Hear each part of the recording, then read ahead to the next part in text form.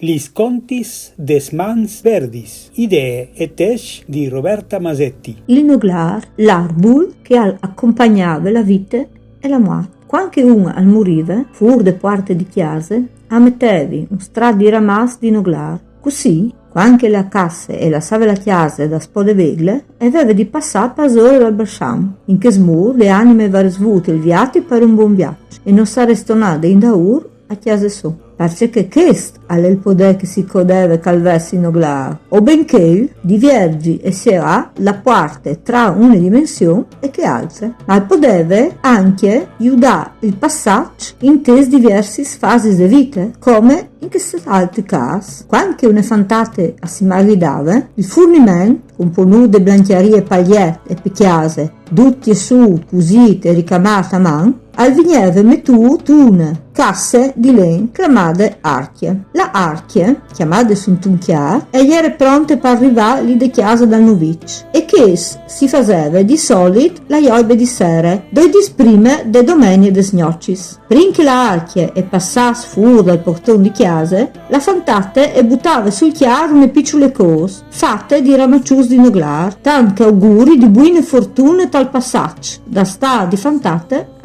di femmine maridade. Stavano preparando gli gnocchi dal principe e la spose e ieri arrivava.